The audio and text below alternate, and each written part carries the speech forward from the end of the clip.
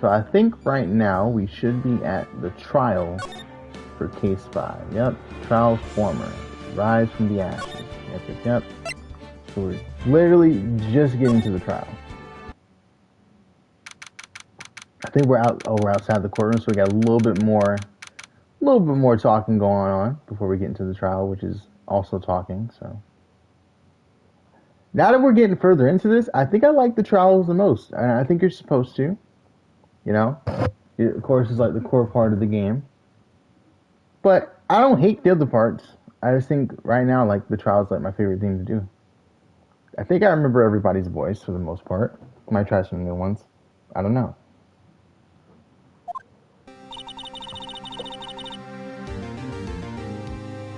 How did the investigation go yesterday, Mr. Wright? Frankly, there are still a lot of gray areas. Or rather, the whole thing is one big gray area. Don't worry about me. No matter what the outcome, I'm ready to accept my fate. I believe in you, sis. Mr. Wright, let me offer you a word of advice. Yes? A defense attorney should never believe their client. The defendant is called to trial because they are suspected of wrongdoing. Never forget that. Miss Sky, you remind me a lot of Mia. But there is one decisive difference between you and her, and that is, you're not a defense attorney. I believe it's almost time for the trial. Good luck, Mr. Wright. I guess he's saying you've never been in my shoes, so you don't even know, you know what I mean, what it's like. You tell me not to believe in my client. But she's kind of right, though. I mean, if they're suspected of doing something bad, you shouldn't just outright believe them because they're telling you what's going on. You shouldn't outright believe them. But she's saying you shouldn't believe them. I don't know. Lost in translation, maybe she means something else. They just didn't say much. Maybe she was keeping it vague for a reason. I don't know. We'll see, I guess. And surely that'll be answered as we go through. My first trial without a Fae helping me. No one's going to bail me out this time. That's true. How the hell do we get this done without help? I'll be all alone in there. So I have to discover the truth all by myself. Let's do it, Mr. Wright. I'll be with you the whole way. She can't really help, though. I mean, she could always yell like Maya did that one time. February 23rd, 10 a.m. District Courtroom, number 9.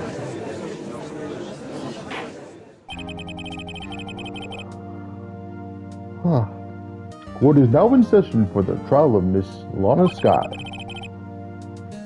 The defense is ready, Your Honor. The prosecution has been ready for a while, Your Honor. Edgeworth. It's been 2 months, but I haven't been in the courtroom since his trial.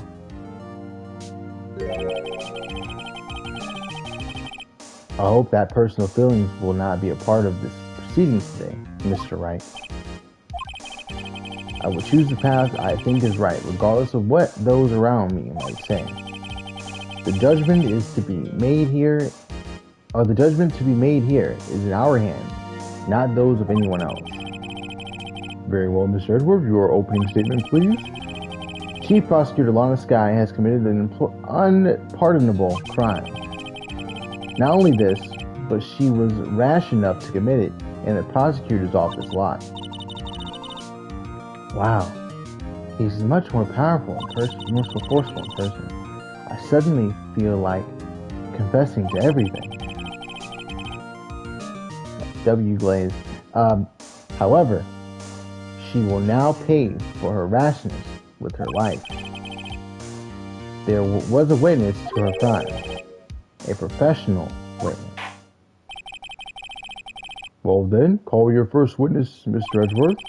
Prosecution calls its first witness, Miss Angel Star to the stand. Cough-up queen.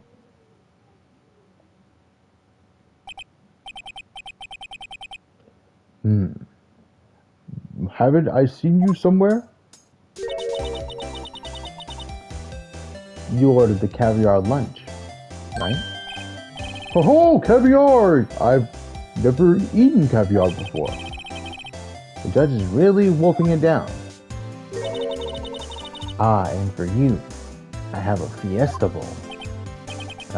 Thanks. Will the witness state her name and profession? Ah, and for you, sir, did you order the fingerprint lunchbox? It is too early for lunch. Your name and profession, please. Well, Your Honor, how does it taste? So this is why everyone raves about caviar. It's so tasty, it hurts. I always thought caviar would taste like pickled tapioca. The heck does pickled tapioca taste like? Name, profession, now. Me? The name is Angel Star. Don't go forgetting it. I find myself running Lunchland these days. Is that what you wanted me to say, Mr. Edward? Very well, witness. Please describe the incident to us. The prosecution will wait. I'm not finished eating. Hurry it up. Very well, Mr. Edward. As you know, we usually call on the police to provide a description of the crime. Your Honor, as Mr. Edward has said to the court, I am a professional.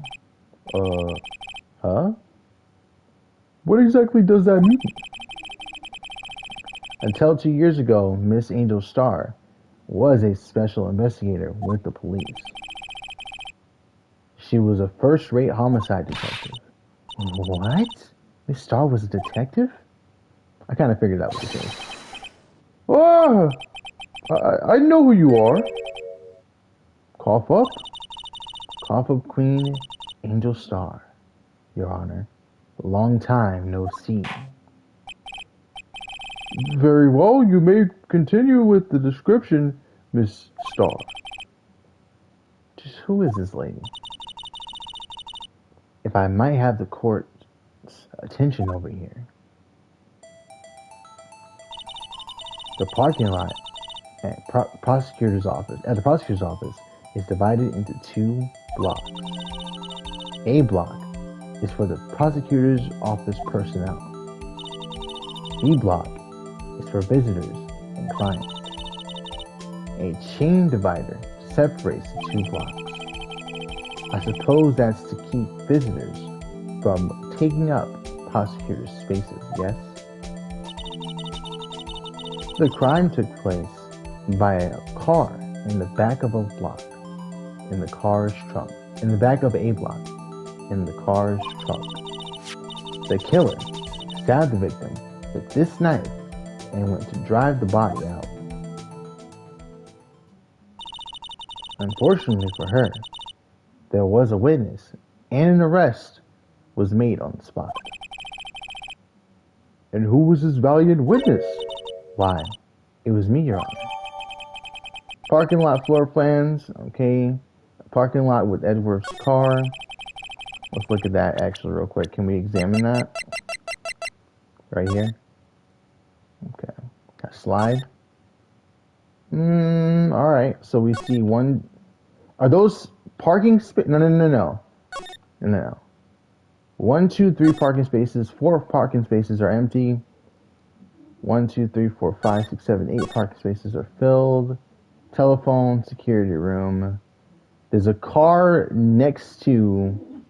Is that a car? I'm guessing it's a car, like next to Edward's car over there. I'm not sure. Like at the very top. I don't know. Okay, just looking at it. Gotcha. Witness, did you see the very moment of the crime? Of course, Your Honor. Immediately after that, I apprehended the chief prosecutor. It seems rather cut and dry, doesn't it? Well, Mr. Wright, Uh, I can't agree on principle, Your Honor.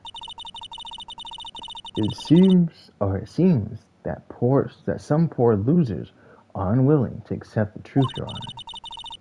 Shall I proceed to crush what little hope they have remaining? If you can, then give them your worst, Miss Starr. Wait, are they talking about me? Witness's account? Alright. Do I get to press these? Okay, so she's going to talk about this again. This is her actual testimony. So first it was just the floor plans and what she saw, but she never really testified. So now she's actually going to testify. So all this stuff here is stuff we can actually press her on. Okay, here we go. Somehow, I always knew a day like this would come. I was on my way to deliver a lunchbox to my boyfriend when I sensed something. Perhaps it was my finely honed detective's intuition at work.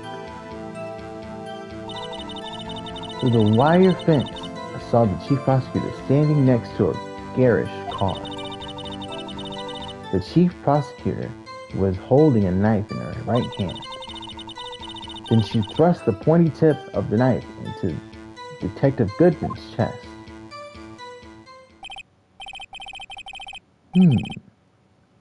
Bringing a lunchbox to your boyfriend. How touching. As you can see, there's no room for doubt. The key point of your testimony seems to be nothing other than the point of the knife which you saw being stabbed into Detective Goodman. So how does it feel to be so utterly crushed? I'm still thinking about that. It's merely a flesh wound, Mr. Wright. Very well, Mr. Wright. You may cross-examine the witness. Here we go. So obviously we're going to press her on everything. Right now, nothing really stands out just yet. So perhaps as we go, we'll notice something. Like she said, she knows that it was the defendant, right? How does she know where was she standing to be able to see that it was her? Is her outfit? You know what I mean? There's something we can argue about. She said she stabbed her with the in the chest with her right hand. So perhaps if we press her on that, let's say if she changes something in her testimony at some point that contradicts what she initially said. Because sometimes people have a story that they want to say, right? That's how usually interrogations work. They'll have a story already in mind of what they want to say. And then you press them on it and you start asking them questions out of order and all that stuff, and it kind of messes them up and they can't maintain their story because the story isn't true. So hopefully that works here. Somehow, I always knew a day like this would come. How did you know? I respect the prosecutor's basic adherence to crime. Yet their methods are ugly and twisted.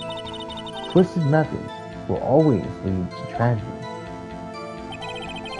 The lunch lady's uninformed opinion is duly noted. Given that they are used to erasing inconvenient evidence at their whim, killing off a detective that knew too much is merely an extension of that. Miss Starr, do you have something personal against prosecutors? I felt that I had found my dream job when I became an investigator. And if I hadn't laid off, or I hadn't been laid off by those prosecutors over there, I'd still be laid off. She was fired?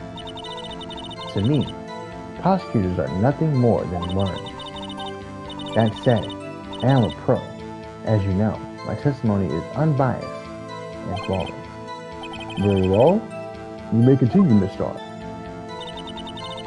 I was on my way to deliver a lunchbox to my boyfriend. This boyfriend, he's a detective? Not that boyfriend, security guard. That boyfriend, you have several? Yes, this boyfriend, that boyfriend, and the other boyfriend. Care to join? The yet another boyfriend position is still open for applicants. Nice. That's funny. Shouldn't be doing that, but you know, Who am I to stop her? I'll stick to lunches, thanks. Note to self, the judge has to think before replying. Security guard room is in the lot in A block. The security guard room is in the lot in A block. Is that true? Let me just make sure. Yeah, okay. She knows that because she's the one who gave us the floor plans anyway. Okay. Just making sure. You know, she might get it wrong. It's up on the second level. You can see everything from there. That would be the room where, with the security sign. Incidentally, did you bring your lunchboxes by car? Since I'm a visitor now, I parked in B block. So she was in B block when she witnessed the crime. Let's look at that. So Edgeworth's car is the one that's highlighted here, the one that really stands out, that actually has like the windows and the headlights, the windshield, you know what I'm saying? That's Edgeworth's car. So if she was in B block, let's look. She's not parked in front of the car. So she'd have to see it from across the way to know that that was, what's her face who did it. Okay. And what's the lady's name so I don't forget? Lana. Emma's with me and Lana's the defendant. Okay. So Angel would have to be right across or like in a really good spot because remember it's blocked off by chain. So she can't even really, well she can still see, but you know, someone else could be wearing the costume. It's possible. When I sense something, perhaps it was my finely honed detective's intuition at work. You sensed something. So you're saying you had a premonition of the murder. Felt like, how would you say? Oh yes. It was like the feeling you get when you view a pumpkin chop full of seeds. I have no idea what that means. Speaking of detective's intuition, wasn't the victim, Mr. Bruce Goodman, also a detective? Yes. Well, he was like a young cheese. A young cheese? I'm getting hungry. A pale white cheese. Not yet tangy with experience on the streets. A greenhorn. Then I must be hard yellowed and sharp as a tack. Yeah, with the order of an old cheese to match. Damn. So Emma doesn't really help, she just has like a bunch of quips, and I'm enjoying that. In any case, there, in the lot, I felt something stirring in the back of my mind. Through the wire fence, it's a wire fence, okay, I saw the chief prosecutor standing next to a garish car. By garish, you mean Mr. Edwards' car, yes. Mr. Edwards? Incidentally, the knife with which the victim was stabbed was also Mr. Edwards, wasn't it? Indeed it was. Edwards did it. That motherfucker did it right there. What an odd case this is. And the person you saw, you sure it was the defendant? I saw her from no further than 30 feet away. I am certain it was her. If she's telling the truth, we're doomed. Let's just do what we can. Even if we don't have any proof, we can always nitpick. Witness, in your testimony you clearly stated the following. Prosecutors are nothing more than worms. Ergo, you are a biased witness. You might want to keep those silly opinions to yourself in the future, rookie. Huh? Rookie. Unless you're willing to risk the consequences of doubting me. I'll fry you up like a fritter. Crispy on the outside, chewy on the inside. That was inspiring. I'm hungry. I believe I've heard that tagline elsewhere. You could cry. Plagiarism. Oh, my remote's about to die. Got my charger right here. Oh shit. Oh shit. My W2. Here we go. I may be relegated to lowly post of lunch lady, but my instincts are honed.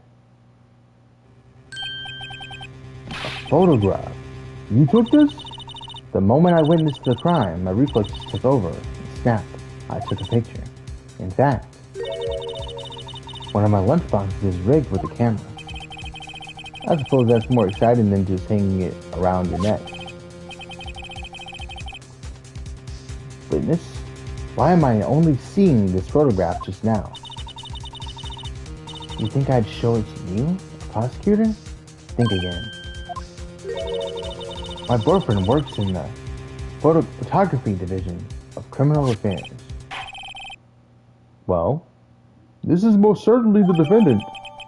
The moment of the crime as photographed by Angel Star. Now, hold on a second. Technically, this isn't the moment of the crime. This is after the crime had happened, and there's a picture of her with the white coat on. Also, she doesn't wear a white coat. This white coat is probably Detective Goodman's coat. Why is she wearing Detective Goodman's coat? I have no clue.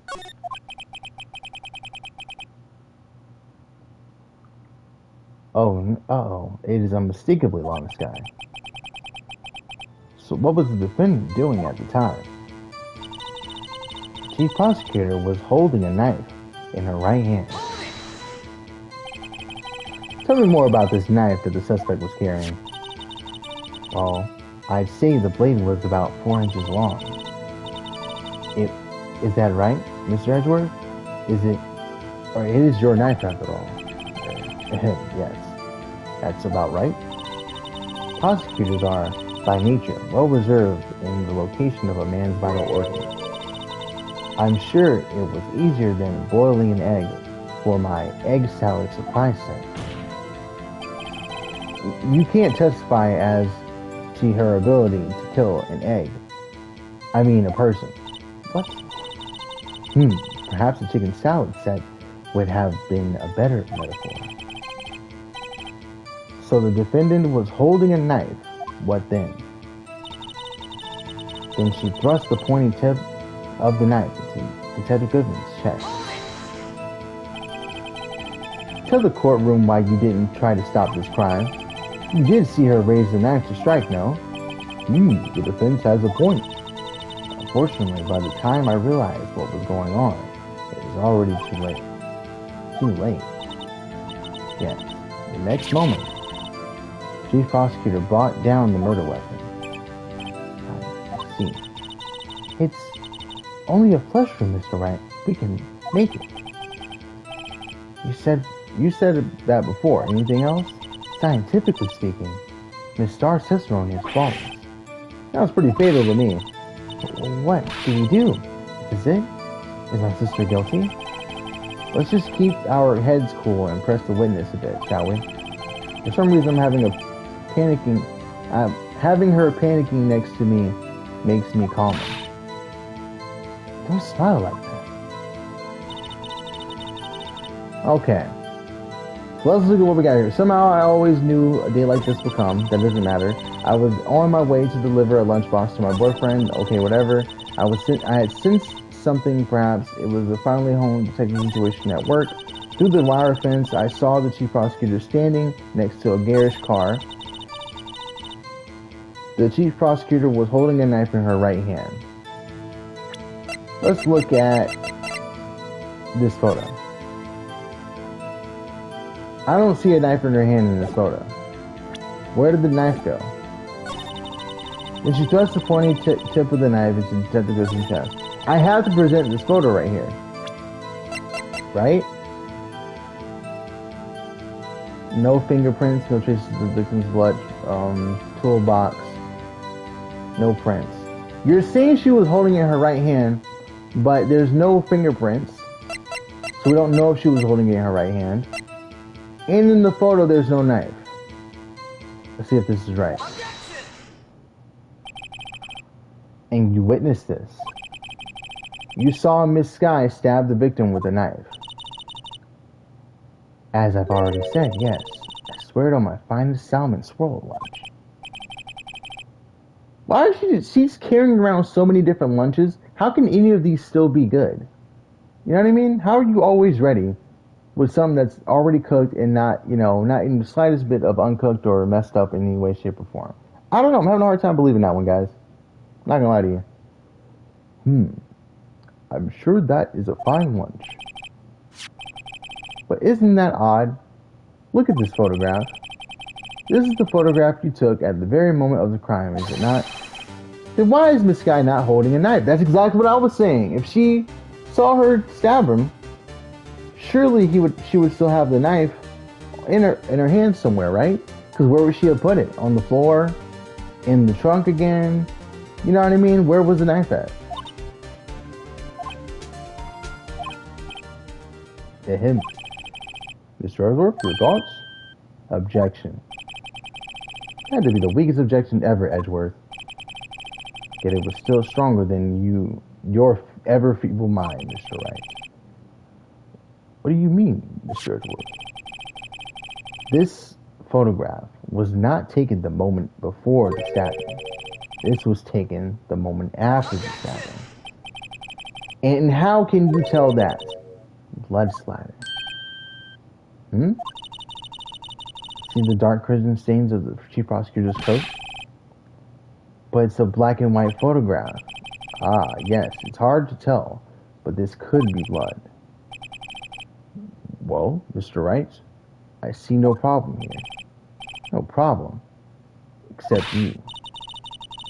Mr. Wright, are you going to just sit here and take that kind of abuse?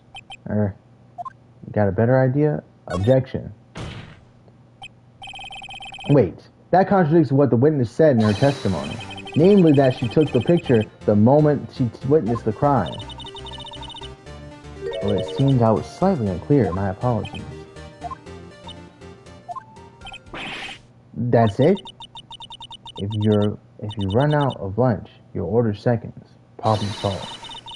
If you don't like it, try ordering the jumbo size lunch from the get-go. Good advice. I'm not sure I understood it, but good advice. So she's basically saying that you should have, if you wanted me to be precise on everything at all times, you should have said that from the jump. Don't get mad at me because I didn't, I wasn't specific beforehand. I thought it was like pretty cut and dry. But she should know that she should be very clear going into a court case anyway, Is what it is. I didn't have time to stop her.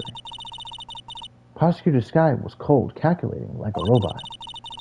She killed without pain or remorse. It was a premeditated murder. How do you know it was premeditated? I guess because she went right to Edward's car.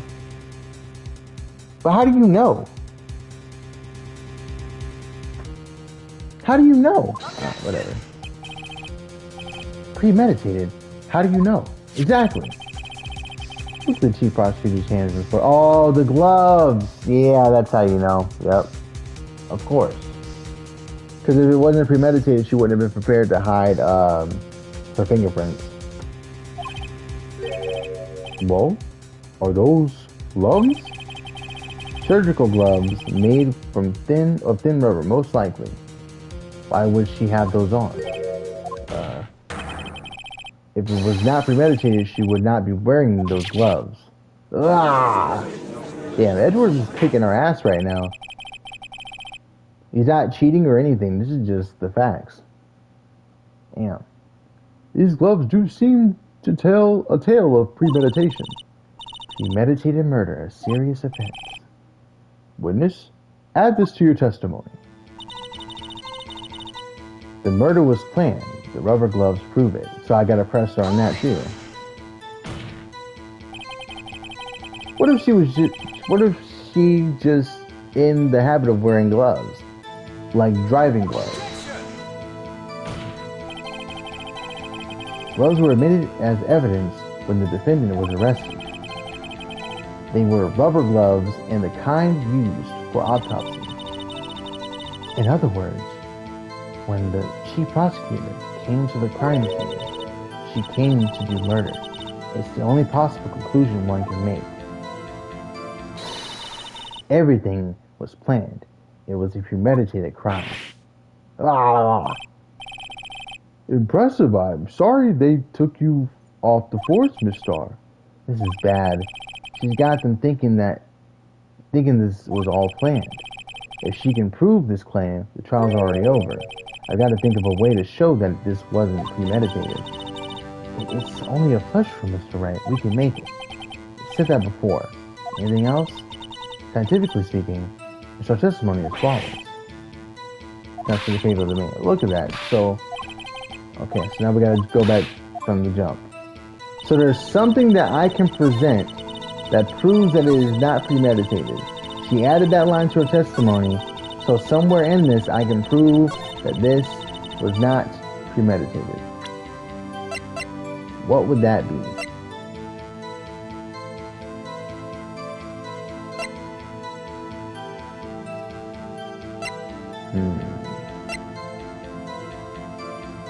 Death due to loss of blood, one knife wound, died within an hour and a half of 4 p.m. Victim's memo found in the car trunk.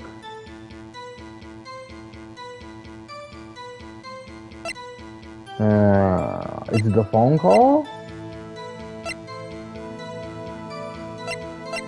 How do I prove that it wasn't premeditated? Or that it wasn't premeditated murder.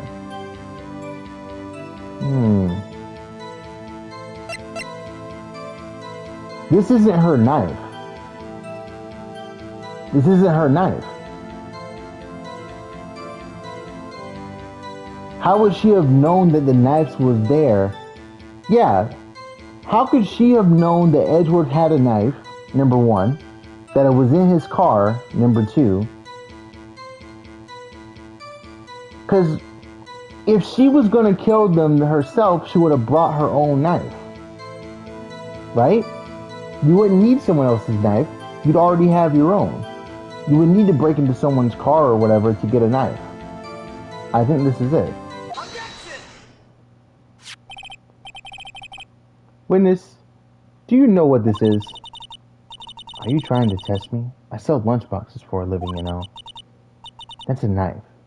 The knife. The knife that was in Edgeworth's trunk. Indeed, it is my knife. Let's put this case. The bloody murder weapon, a red car, all belonging to the prosecutor there. The defendant is the chief prosecutor for the district. Mommy, are prosecutors bad people? I'm glad they finally have lines. They need to do that way more. The defense has a request. We ask that the witness provide an accurate testimony. What's that, rookie? In your testimony, you stated that Lana Scott planned this murder, and that's why she was wearing those special gloves. Seems like a natural conclusion to me. The gloves do indicate planning. However, why would she not also prepare the most important thing, the murder weapon? Oh. This knife just happened to be in the trunk of that car. Ladies and gentlemen, if you're going to plan a murder, you don't forget the weapon.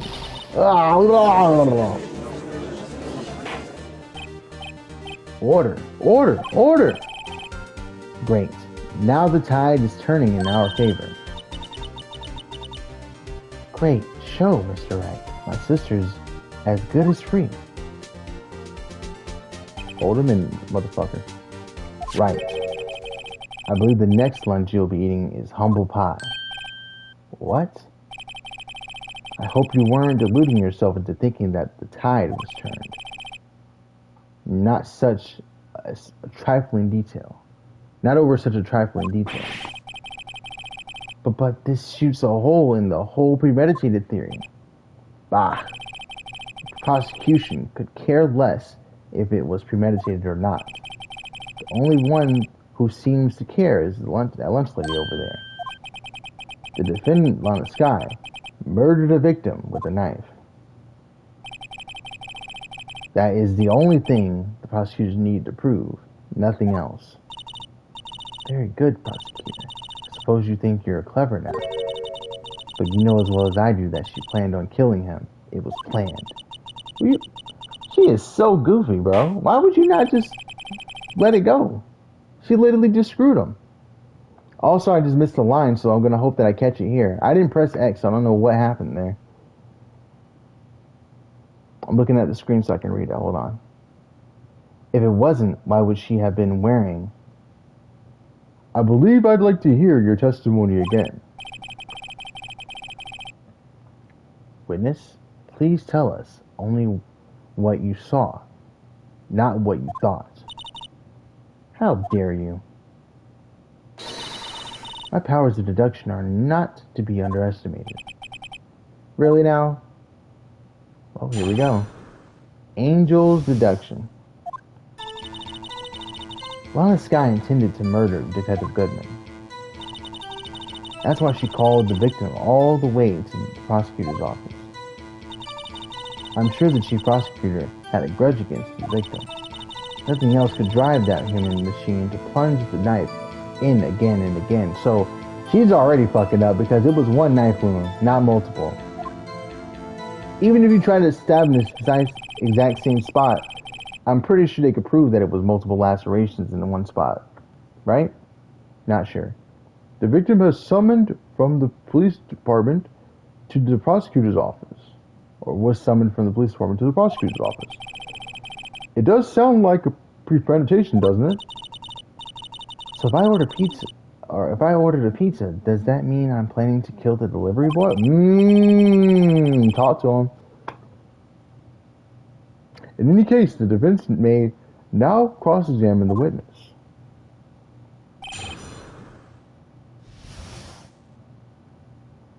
Why you got rotten rice cakes on your fucking hat, bro? What is wrong with you?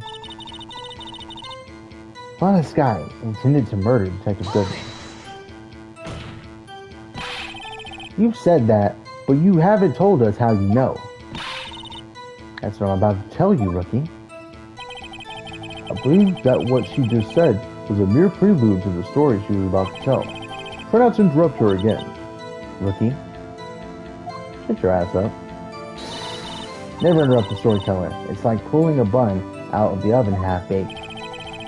Something's half-baked here, alright, and it's you. Damn. Should have said it out loud, Mr. Wright. Try not to confuse the defense witness.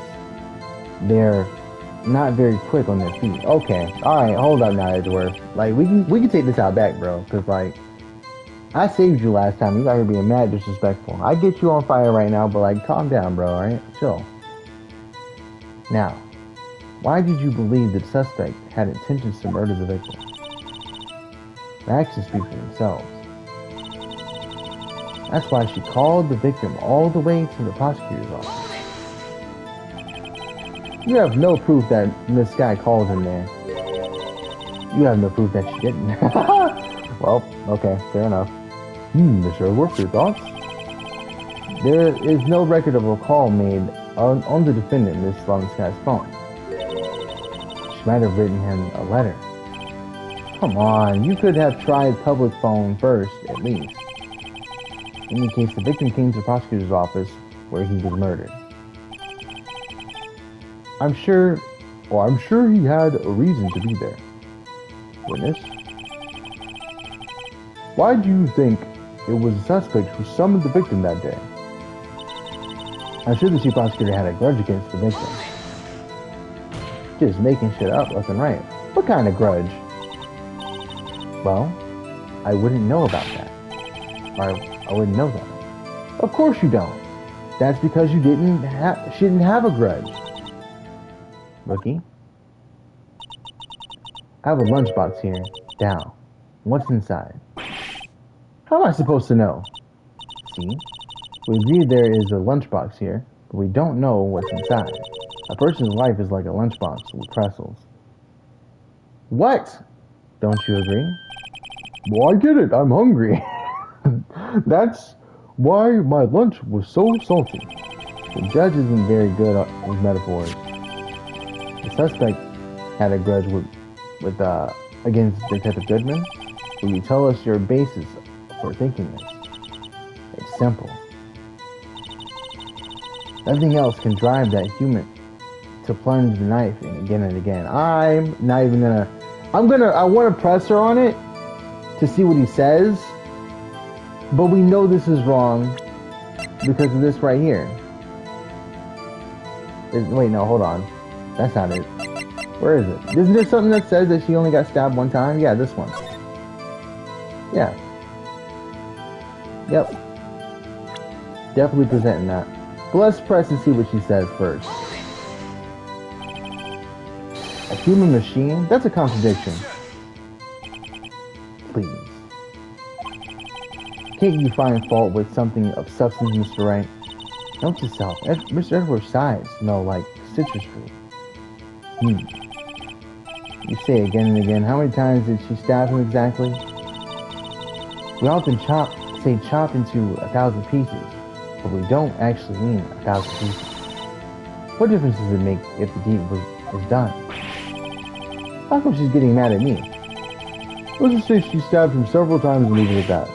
Leave it at that? This is a murder case, people. Mr. Wright, you should speak up if you have an objection, you know. Miss Starr has turned out to be as short-tempered as she looked when we met her.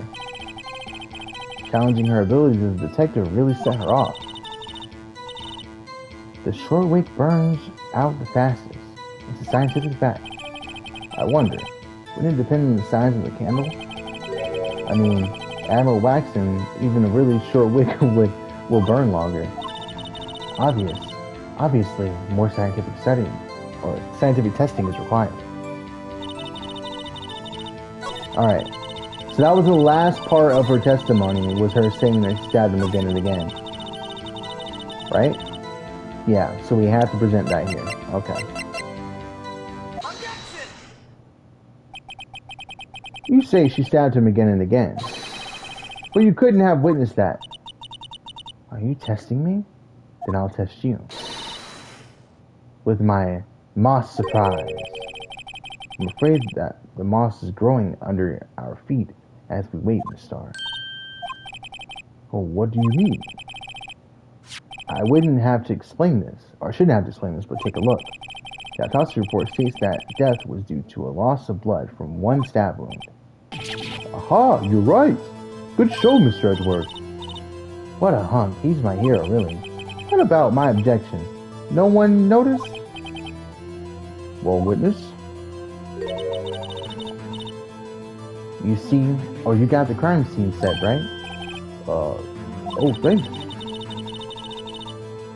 Did you just give him a meal called the crime scene set? What the hell was that?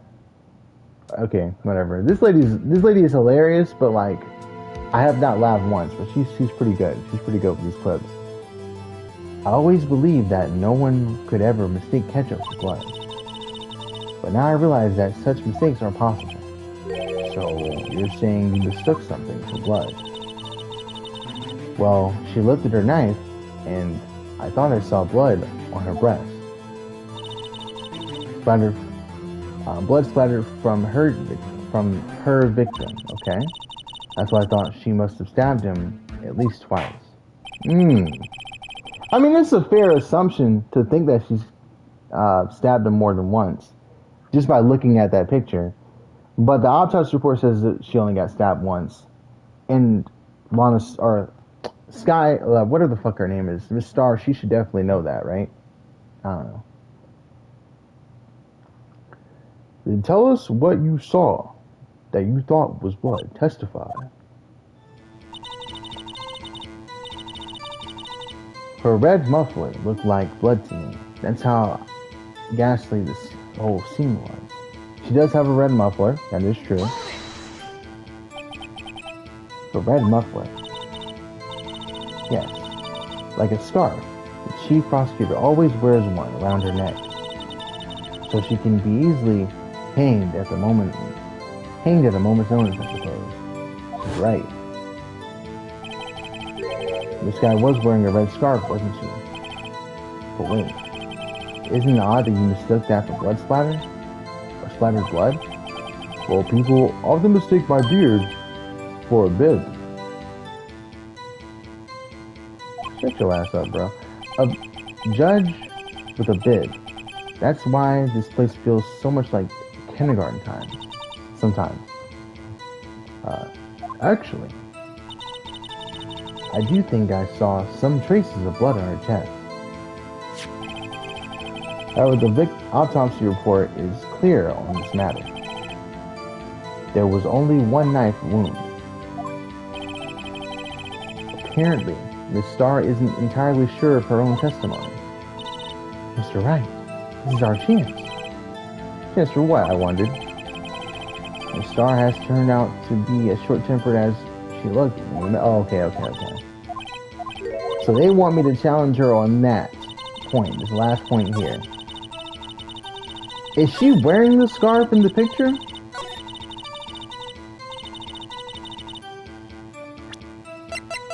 I don't think she's wearing the scarf in the picture, is she? You see? She's not wearing it. Oh, I didn't even realize that. Okay. There we go. Miss Starr, I demand an explanation. The witness is clearly not suited for detective work. What? The suspect was not wearing a scarf or muffler of any kind when she stabbed the victim. And you've proven it yourself with this photograph. Huh? But that can't be. Only a professional lunch lady could be so utterly clueless. Congratulations, perhaps you finally found your true calling in life. Harsh words, but good. In the end, Mr. Edwards prevailed. What about my objection? Chopped liver. But it was there. A scarf. No, not that, but something red, really. Well now, where were we? The witness has given us an entertaining interlude, but back to business. What? Very well, witness, continue your testimony. You saw the crime and apprehended the suspect. Tell us about that. Very well. I do remember something things accurately, at least. Ultimately, we couldn't shake the most important part of her testimony. Most important part? How can you hear my thoughts? How are you able to hear what I'm thinking? That is so weird. Why is he not commenting on that? This dude bucking. This gotta be a dream or something. The part where your sister stabs the victim. His next testimony might just be the moment of truth. Apprehending the suspect. After the murder, the suspect attempted to run behind a partition off to her side. I quickly caught her, explained her rights to her, and arrested her on the spot. Ah, yes, when I arrested her, she mentioned the muffler. That's what had me confused in my earlier testimony. The chief prosecutor made to escape, but against Angel Starr, resistance is futile. What did you do? Offer her some food, and then arrested her? That's all I can think of. Also, she just had handcuffs on her like that? I thought she got released as a detective. So why would she have handcuffs or anything to apprehend the suspect with? Or did she just voluntarily go? Or is good old Angel Starr right here just involved in the testimony? Or involved in this whole crime? Like she's an accomplice. And maybe they wanted to frame Lana. They didn't want to frame... They wanted to frame Lana and Edgeworth, for all we know. I honestly don't know. You're quite determined about this scarf, aren't you? I strike like a snake, and I bite like a cobra. That's me, Angel Starr. That wasn't a very good metaphor, first of all. And cobra, first of all... Okay, that wasn't a very good metaphor. First of all, a cobra is a kind of snake. Don't bother me with details unless you want to get bitten. No thanks. Note to self, Mr. Wright is weak against poisonous snake bites. The chief prosecutor tried to resist, but her efforts were in vain. She knocked my hands aside, kicked over an oil drum. An oil drum? Hard to imagine. There was a drum that was knocked over. I do remember that at the crime scene, but we didn't take a picture of that, so I guess we're not going to really comment on it. Oh, she's beautiful, but deadly. A predator like this one. A leopard woman. Rawr. Very well, Mr. Wright, your cross-examination, if you will. Here we go. I feel like this one shouldn't be too hard, but we'll see what's going on. After the murder, the suspect attempted to run behind a partition off to her side. So where is this partition on the floor plan? I'm sure she means this wall next to the car. That's right. There was a wall there, about 6 feet high. She was obviously trying to hide herself. Quite a natural thing for a criminal to do. And what did you do then? I quickly caught her, explained her rights to her, and arrested her on the spot. You say quickly. Were you close to the suspect? As I just said, I was only 30 feet away from her the whole time. Maybe I should press her on for more details. No! How far away was she when she witnessed the murder? I guess I could just look at the picture to find out. Very well, you may continue your testimony. Nah, we're going back. Hold up, bro. I didn't mean to not press her. Blah, blah, blah. Skibbity boop, bop, bop, boppity boop. There we go. I like to see this on the floor plans just to be safe. Lunch lady car was... Ah, so her car was across from... Okay, so she was 30 feet away from her, but directly across her from her. Okay.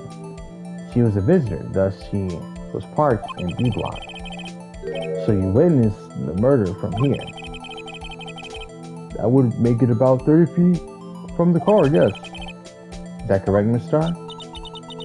Yes, that's right. That's probably wrong then, that's why she was like stuttering a little bit. But there was a chain link fence in front of you. I went over it, of course. Amazing, the Coffee Queen lunch lady athlete indeed. It would have taken her a little time to climb over the fence. She couldn't have gotten to my sister that fast. Yeah, that fence is about 9 feet high, too. So how did Miss Sky not get away? She probably wasn't even trying to get away, to be honest with you. Because you gotta bear in mind, yes, she's like a chief prosecutor, but they got another guy on top of them. So I still think she's being framed, and it's very much possible that she was just like there to just accept her fate. But Angel Star is describing it as she had to fight with her, and that's why the oil drum was knocked over and everything. We'll see though. Maybe that oil drum was knocked over from a different thing, and she's trying to cover her bases. But what would that be? I don't know. Ah yes, when I arrested her, she mentioned the muffler. What exactly did she say? If I remembered exactly, I would have told you in my testimony. Cheeky. Anyway, as I heard her say, all I heard her say was the word muffler. Don't cars have... I don't have a car. Don't cars have mufflers? Maybe there's something inside the muffler of the car that I need to go look at? I don't know. Just that one word. So, what you heard wasn't the suspect talking to you, but to someone else. Yes, the chief prosecutor was talking on her phone. Her phone? She can't mean... Ask further. By phone, do you mean the cell phone discovered at the crime scene? Yes, ultimately. My memory. It's like salmon heading upstream, you see. No, the court doesn't see, Miss Starr. The chief prosecutor first attempted to use the phone hanging on the wall. On the wall? That's right. Near the car, there was an emergency phone on the wall. Apparently, it was out of order. And so she used her cell phone. Indeed, the emergency phone was out of order that day. Good witnessing, witness. Good witnessing. Whatever happened to good testifying? You should of course add this to your testimony. The things I do to please this rookie defense attorney. On a cell phone, the word muffler was overheard during a call made to Emma at 5:18. I saw it all. How she tried the phone on the wall, but had to use her cell instead. Okay. Do you think you could restate your testimony for the court? Aha! I was going to ask the same thing. I'll only say this one time, so listen close, Rickens. Okay, so she ran behind the thing, she went to the phone. Angel Star is behind the chain link fence, so she's got to climb over while Lana's trying to make the phone call, but it doesn't work, right? So she's probably by that point where she's trying to figure out if the phone works or not. That's when Lana's probably over the fence, or just about over the fence, and when she calls the sister, that's when Lana's like, or when Angel's getting close enough to grab her. Got you. That's what I think is happening. Maybe I should just let her say it. The chief prosecutor stabbed the victim and ran behind the partition. And she picked up the emergency phone on the wall, but it was out of order. She pulled her own cell phone out of her pocket. And during that time, you climbed over the chain link fence? Then when I boldly grabbed her arm, the chief prosecutor hung up her phone. And you saw her doing this. What is it, Mr. Wright? The chief prosecutor made an escape, but against Angel Star, resistance is futile.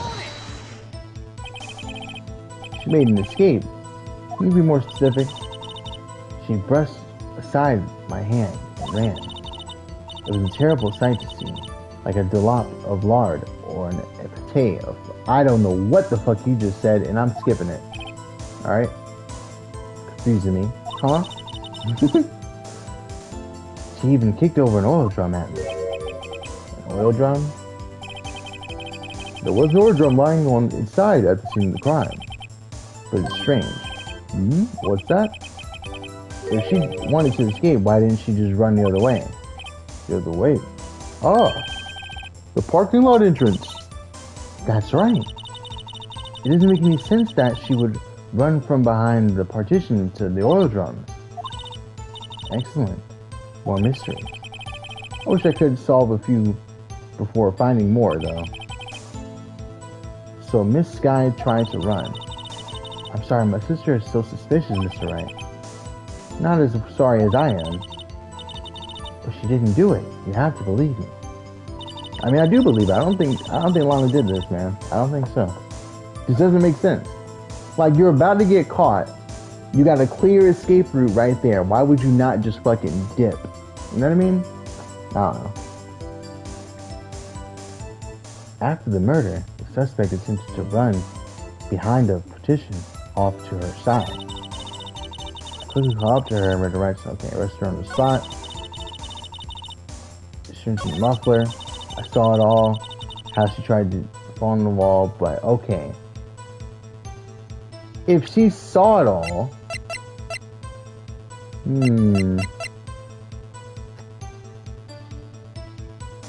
she made the call at 5:18.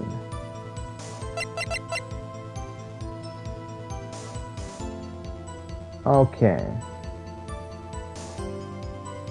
This is Miles entering at 5:12. I don't know what this fucking memo is at all. SL9? That's what it looks like upside down. The 675 just doesn't make sense.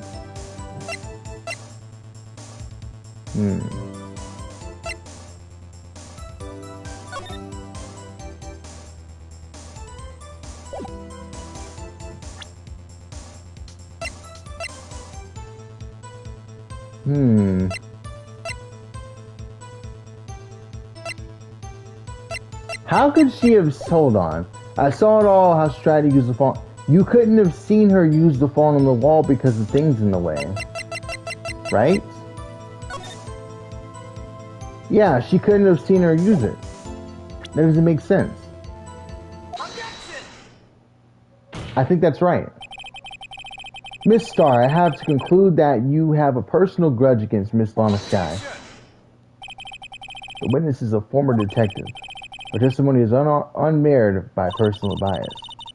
Well, would you have thought you would... who would have thought you would be my knight in shining armor, prosecutor? You, who, and together with the chief prosecutor, kicked me out 2 years ago. Well, Miss Starr, this is a fatal contradiction with your testimony. How do you explain this? I don't know what you're talking about. Mess with me, and I'll make you cough it all up. Again.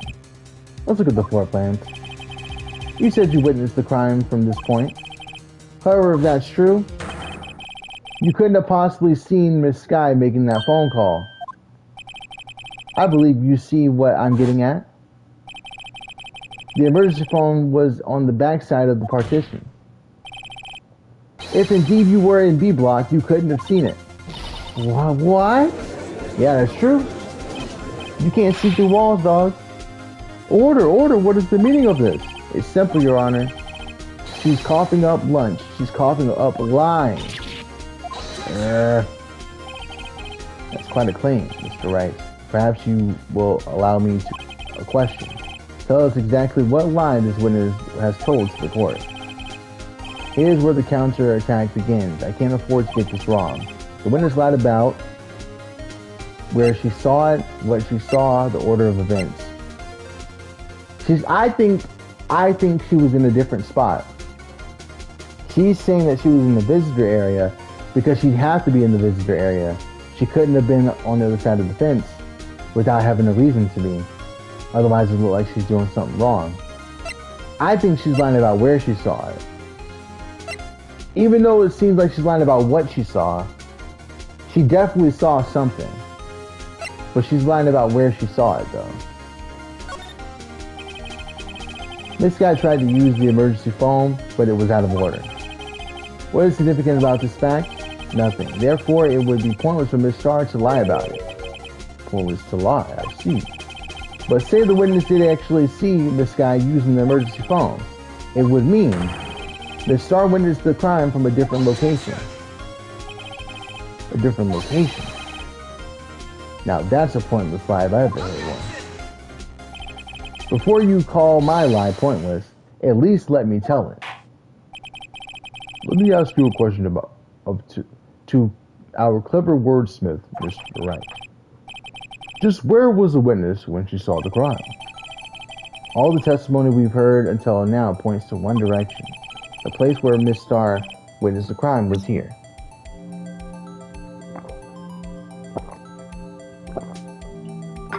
Yeah. She couldn't have been in B block. No way. Couldn't have been in B block.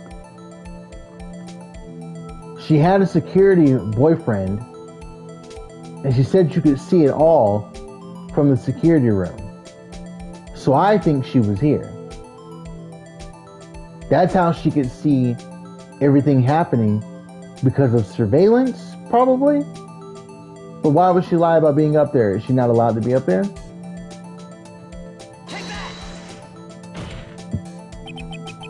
This is the only place where she could have been.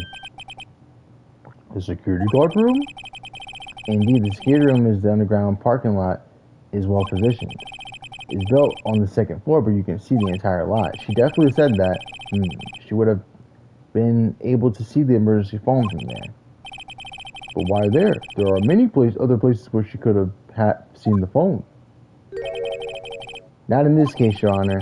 The witness, not being part of the prosecutor's office, couldn't park in A block. The only place where she could have seen the crime in the back of the partition is here. True.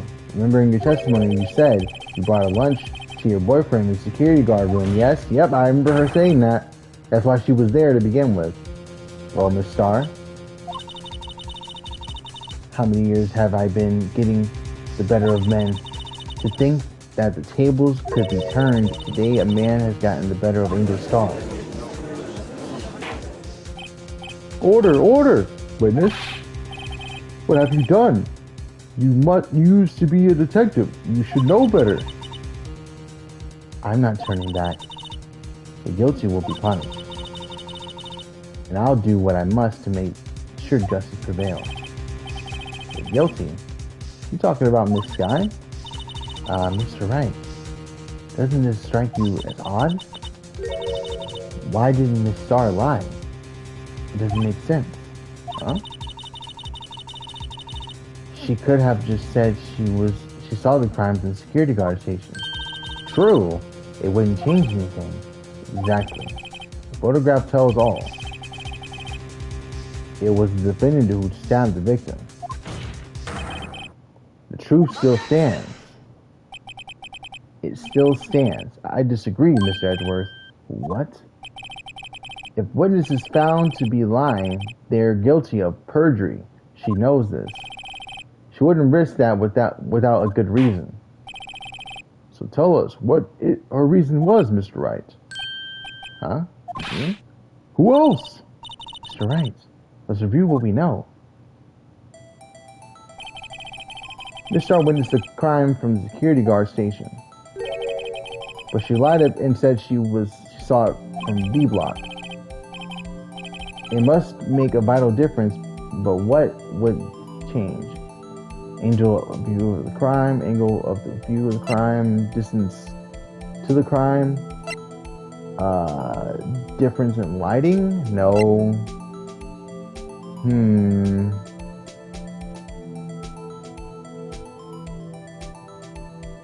For her to have the photo, she's trying to suggest that she's the one who took the picture, right? But the only way she could have taken that picture is she was in the other side, in B block, to be able to take that picture. But because she wasn't in B block, she couldn't have taken that picture. So she had to lie and say she was to cover for somebody else who was in B block that took the picture. So she had to change the angle of the view of the crime. Why the angle at which she saw the crime occur would change. The angle? What do you mean? Well, the security guard station is on the second floor, and she would have sort of a more 3D view of the crime. And this is important. Why? No! Perhaps you'd like to reconsider, Mr. Wright. Mr. Wright, let's review what we know.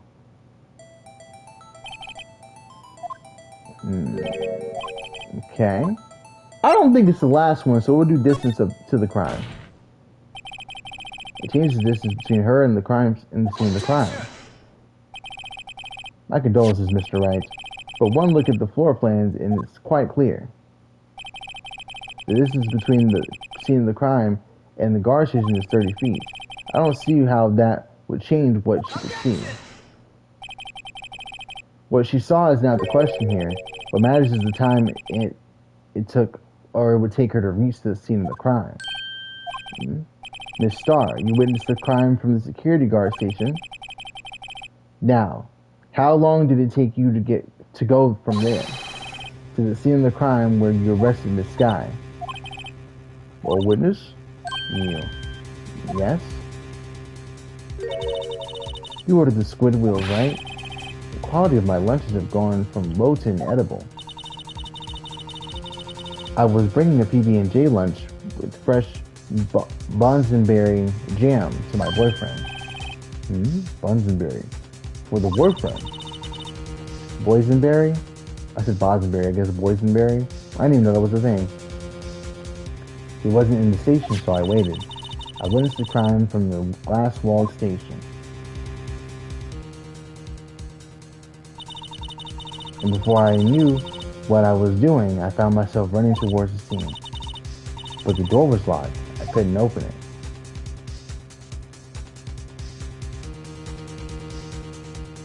Damn. So she had to run all the way around, and that's how she got that picture. Okay, that's why I had to go through the visitors parking lot in B block. That's quite a detour.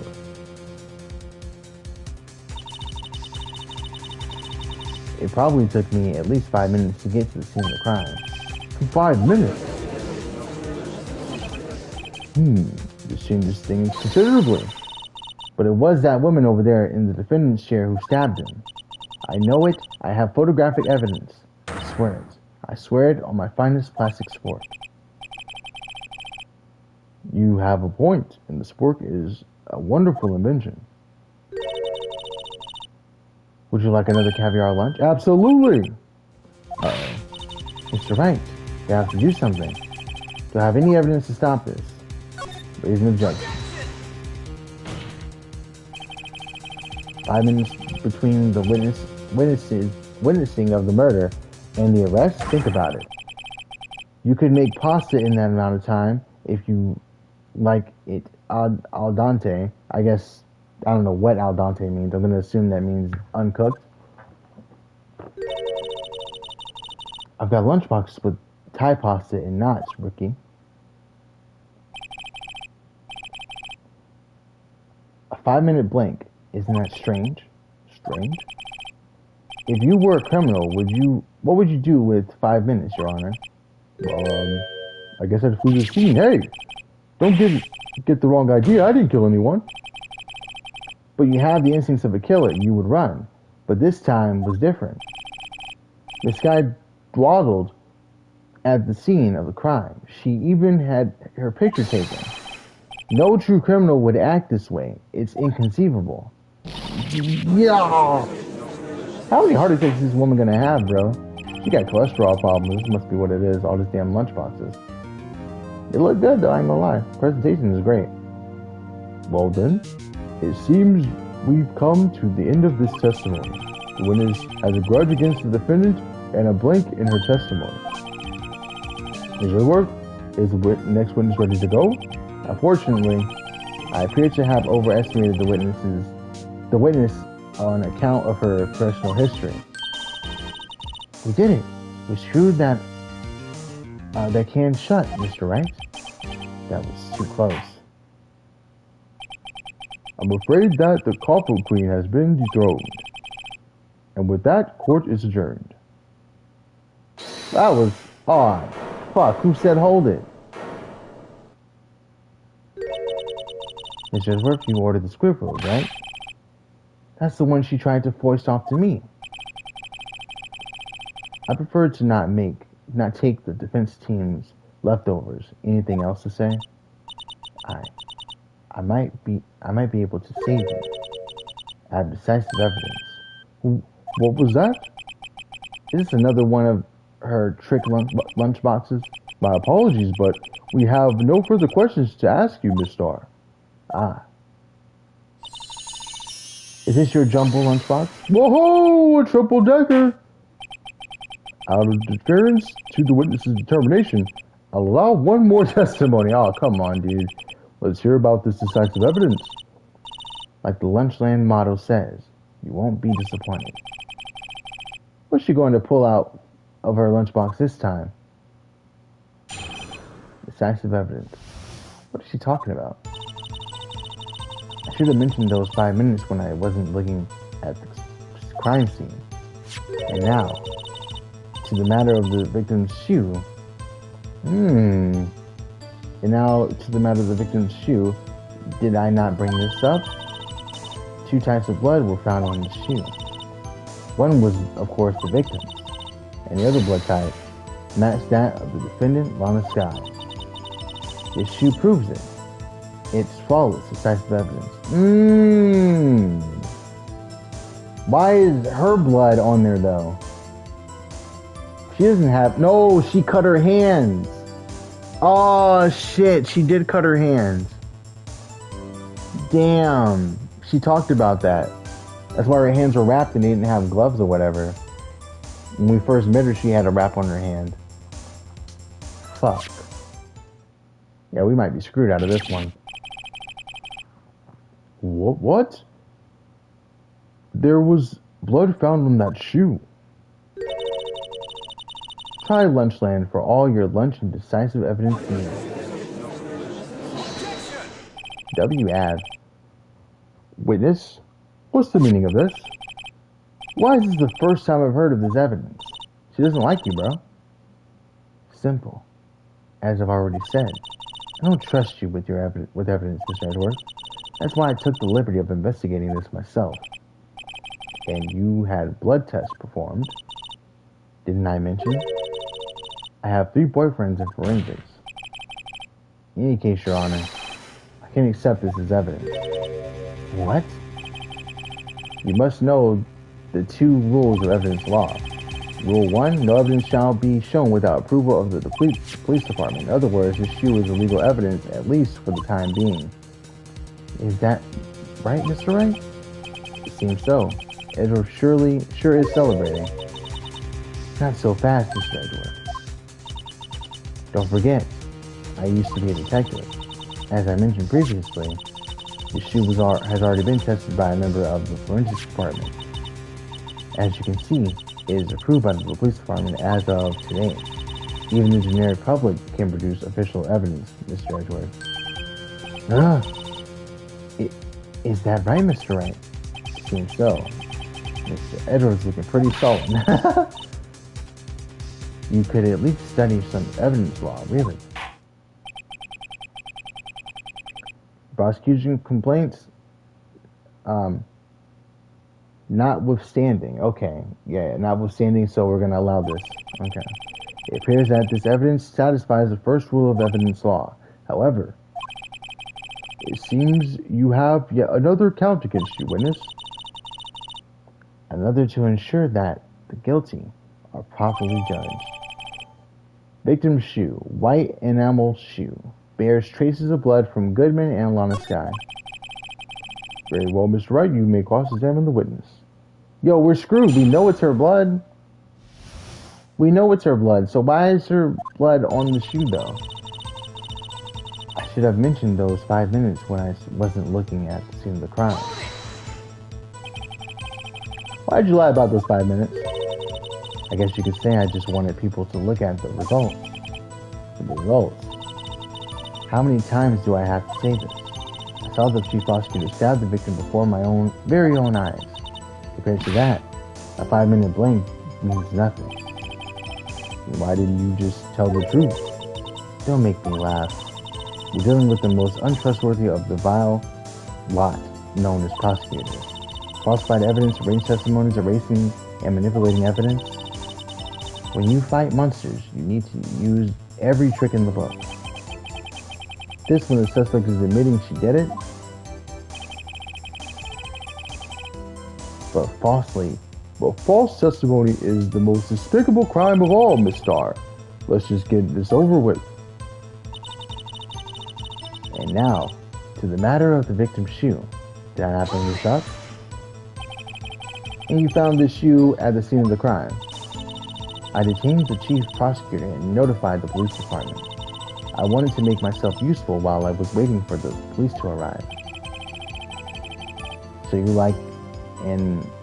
Like an ill-trained pooch, you snuck off with the shoe. I was afraid someone would erase the chief prosecutor's crime.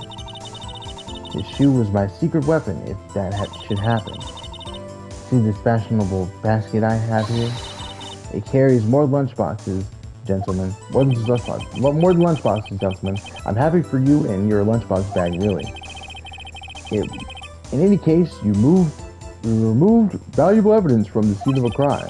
Now tell us what you did next.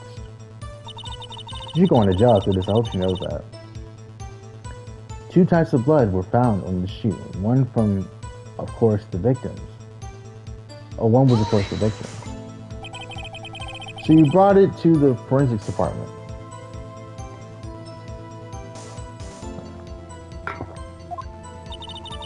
If you're going to submit something as evidence in court, you need it approved. To that, evidence must be analyzed by a forensic expert. If she got away with her little coup. And she got away with her little coup. Is coupe or coup? I think this is coupe. No, it's gotta be coup, right? Doesn't matter. Because she used to be a detective. Have you ever played that card game before? It's really fun. I highly recommend it for parties. The shoe does appear to have bloodstains on it. Well, the man was stabbed after all. And that blood belonged to the victim, Detective Goodman? As I said, there were 2 types of blood found in the shoe. And the other blood type matched that of the defendant, Miss Lana Sky. can't say for sure the blood belonged to the defendant without a blood test. You claim to know something about blood tests, Ricky. Huh? Well, speak up. Well, blood comes in 4 types, A, B, O, and AB. However, you can't tell from a blood test whether a murder was committed in cold blood. That's actually a really good point. I didn't even think about that. Like, yeah, you could say that someone's blood is there too. Doesn't necessarily mean they were there to commit murder. It just means that they were there. And that's about it.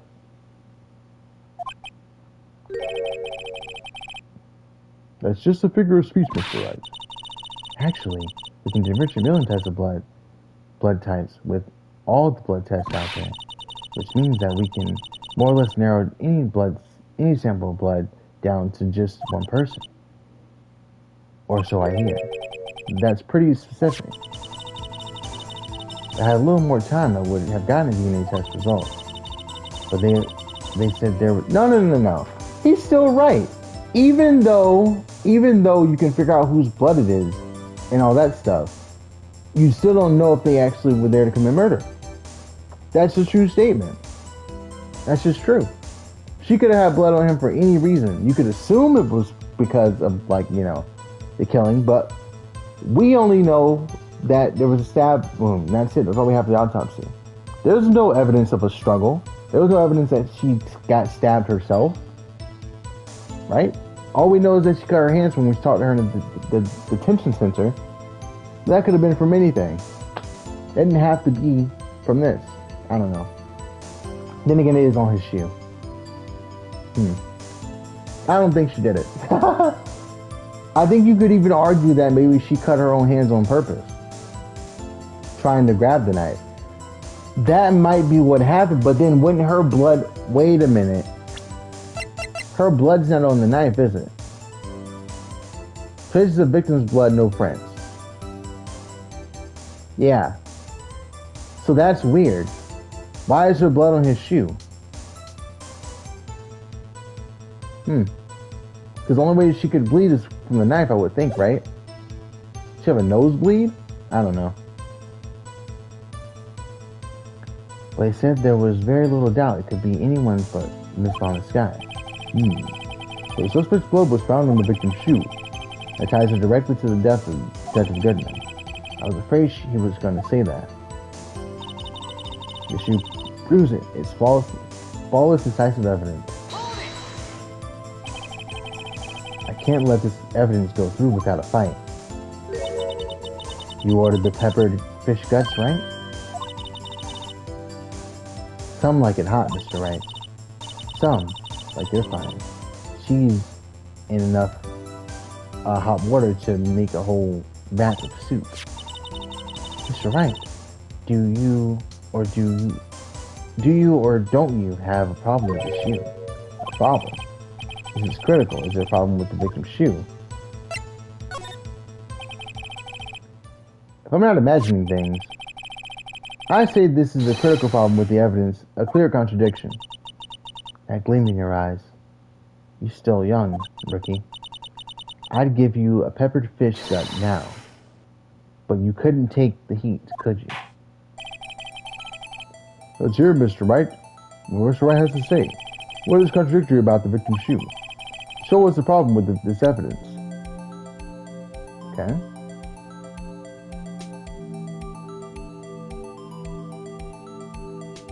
Okay, hold the fuck up. I should have examined the shoe before we got to this point, shouldn't I? Fuck. There's blood on the sides here.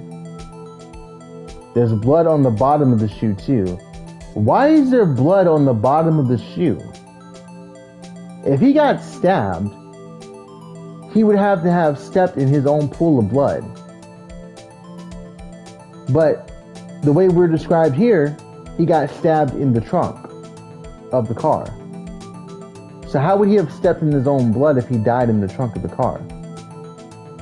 That was kind of how it was spoken of, I think, right? That just doesn't make sense. Look at this. And if he stepped into a pool of blood, it wouldn't just be on the very bottom, it would be on the sides here too. I think that's it.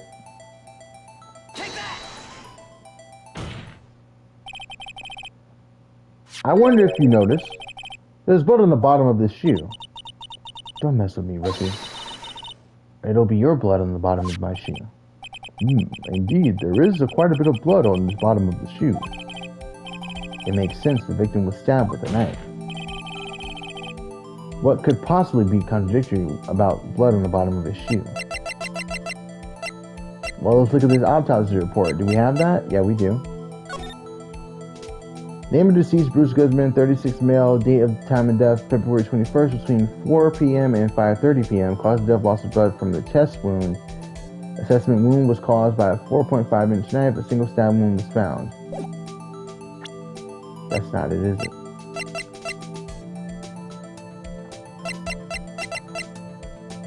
It's got to be the photo right here, then. There's no blood on the floor. So why is he? How did he step in a pool of blood? True. It's got to be the photo. The problem lies in the footprint. The footprints. Note that the bottom of the victim's shoe is covered in blood. Then isn't it strange? Why weren't any bloody footprints found at the scene of the crime? True! Good point. Oh. As you can see, there were no traces of any such footprints at the scene of the crime. That contradicts your claim about the shoe. This picture only shows the part of the floor, so there could have been bloody footprints. Nope. Then where are they, Mr. Edgeworth? Because we checked the scene and found nothing of the sort. He was at the crime scene. That's illegal. Order, order, order. Well, witness? What? Huh? Great going, Mr. Wright. But it's true that the lack of footprint is a contradiction. But then we have to ask why there wasn't a footprint. Oh. That's true. There has to be a reason why there wasn't a footprint. Think, Mr. Wright, think. I think he didn't get killed in the parking lot. I think he got killed somewhere else, brought to the parking lot, and then Lana had to stab him to make it seem like she's the one who did it. To cover for somebody. And to frame Edgeworth too, I guess. Because why would he have stepped in blood if there's no blood to be stepped in otherwise? He probably got stabbed somewhere else. And maybe, just maybe, he got stabbed once with Edgeworth's knife. He got stabbed with a different knife, and then she stabbed him in the exact same spot? I don't know. How could you stab someone in the exact same spot they got stabbed before perfectly? That is nuts. I don't know. Hey, I don't know why it's not there. I'm just good at finding contradictions. What?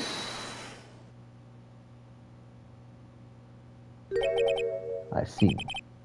Now I get it. Get what? Our witness is more devious than I gave her credit for. We were hoodwinked to the very end. But she slipped. There is one vital hint to the truth in her testimony. What are you talking about? Think back to when she told us about apprehending the suspect. She prosecutor tried to resist, but her efforts were in vain. She knocked my hands aside, kicked over an oil drum.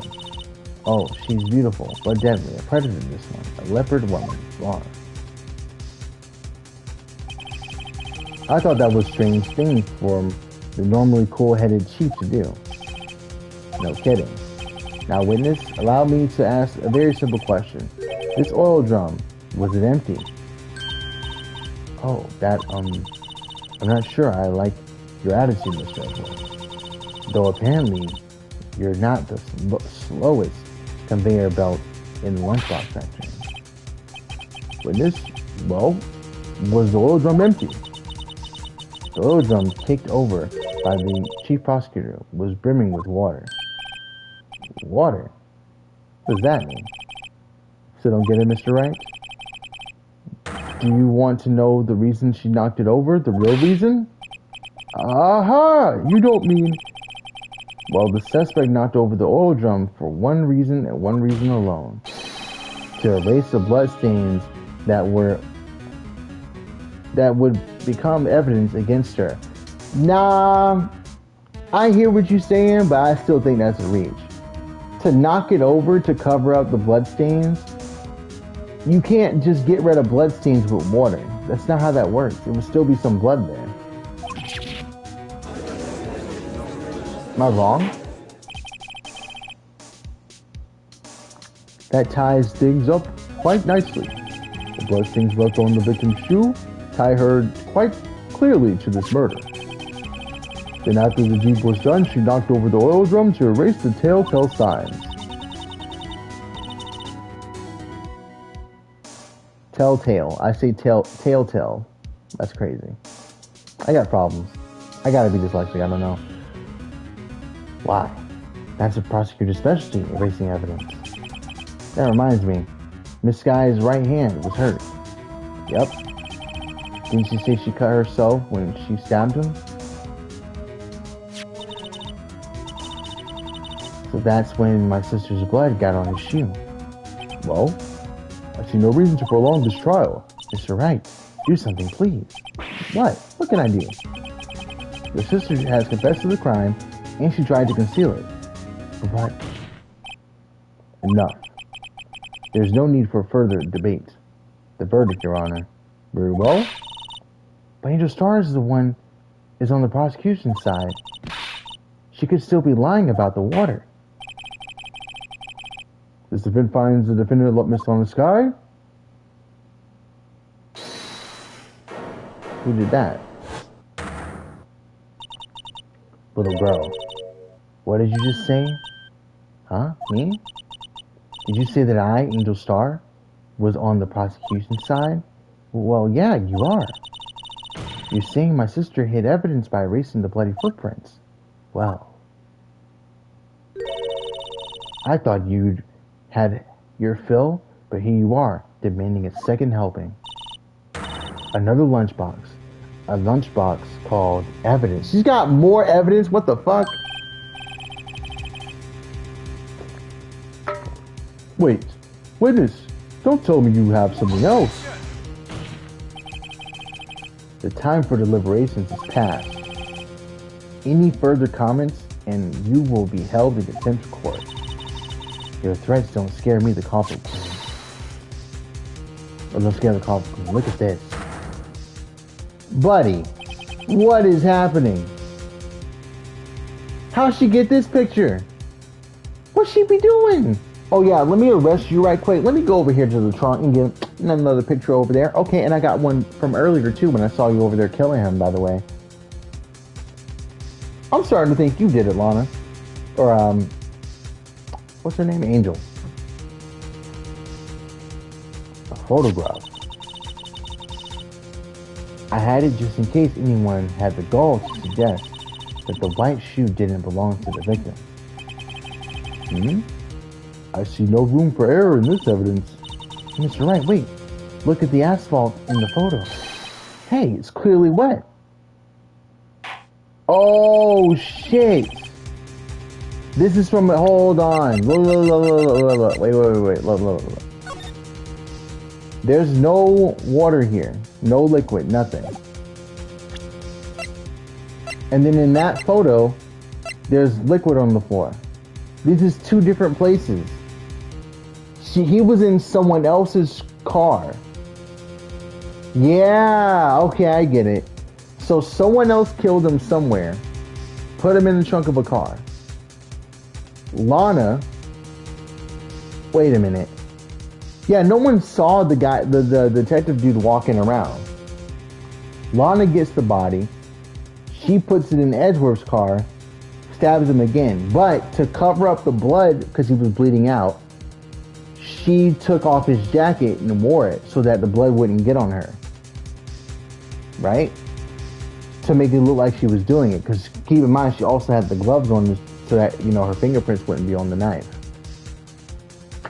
And then she turned herself in. So she did everything to make it seem like she was the one who did it. And also confessed to it. But she's covering for someone. She has to be covering for someone. Erasing the last trace of doubt from this court's mind. Immediately after the murder, the crime scene was washed with water. I'm sorry, Mr. Wright. I guess I couldn't help after all. It's not your fault. I know I couldn't win this case from the beginning. And it seems this is what your sister wanted anyway.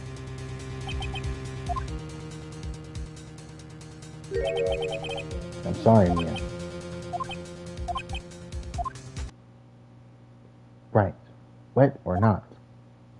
Don't be so quick to throw in the towel. How the fuck did she do that? What just happened? We don't have any spirit mediums here. How did that happen?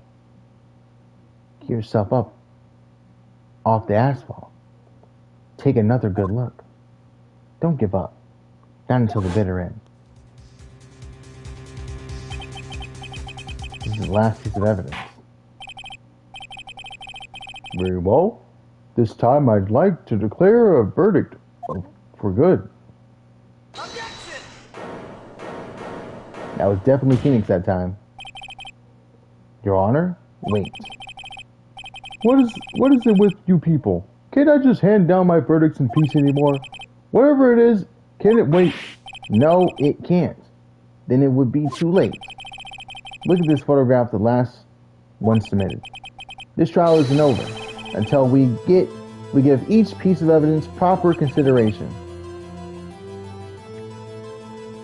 So, right?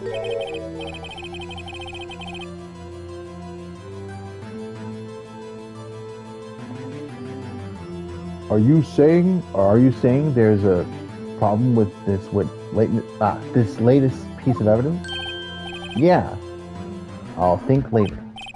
Yeah. There's a problem. Right or wrong, I've got to go ahead with this. I suppose since we've come this far, we should give every claim a fair shake. Very well, Mr. Wright. Show the courtroom the problem with this photograph.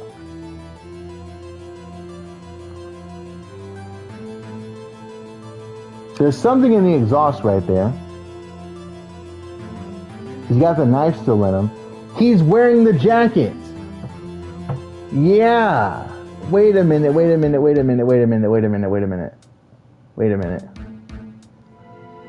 He's wearing the jacket. And I'm pretty sure Lana is wearing the jacket. It's gotta be the jacket, right? It's not the shoe. Yeah. Yeah. Am I right? Well, it's probably here, don't you think? As your elder, Mr. Wright, let me give you a piece of advice. When you point out something, at least remember to keep your eyes open. I believe he's trying to say that no one's falling for your bluffs, Mr. Wright. Open your eyes, Mr. Wright. Think scientifically. I suppose since we've come this far, we should give every claim a fair shake. Very well, Mr. Wright. Okay, so it wasn't the jacket. Gotcha.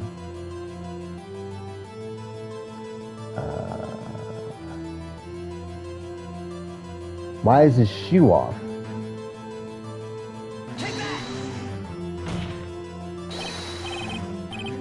Fuck.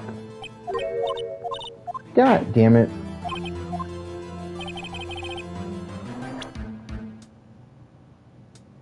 Is it this in the exhaust?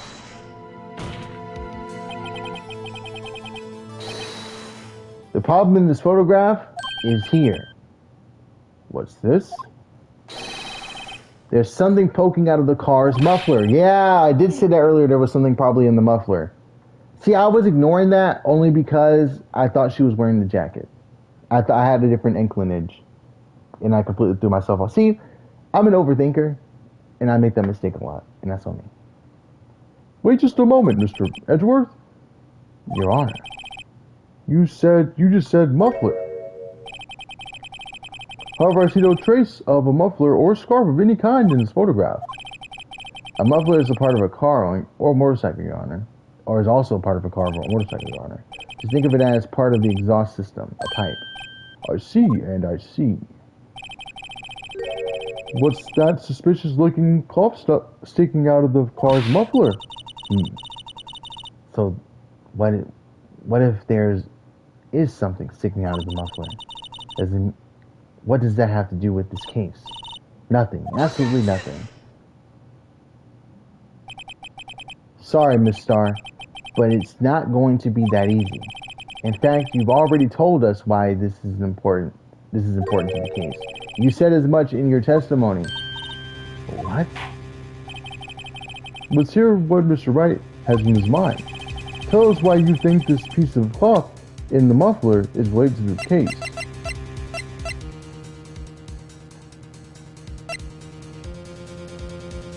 This right here. Miss Starr, recall your testimony for the court. Ah, yes. When I arrested her, she mentioned the muffler. That's what had me confused in her earlier testimony, or my earlier testimony. Muffler. Ah! Err! Could it be that the muffler you heard mentioned was actually this exhaust pipe? If so, that means this piece of evidence, the piece of cloth, is vital evidence. Oh!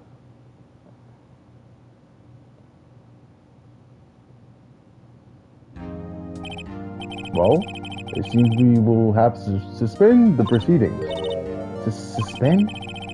I find myself wondering about this piece of cloth. If we leave any question unanswered here, we do a disservice to the law. Have the car at the crime scene inspected at once and bring me that cloth. The verdict will wait until after we've seen all the evidence. Agreed? I suppose so. Whew, that was close. But we made it at least for now. This court will adjourn for a 30-minute recess. It's lunchtime after all. He's still hungry? This man done had so many platters, bro. God damn. Big ass dude. Alright, speaking of eating, I gotta go eat, so I'm gonna end the stream here. Alright, next time it'll be a lot longer. I'll probably get through like more evidence and then more trial stuff, so. Alright guys, see y'all next time.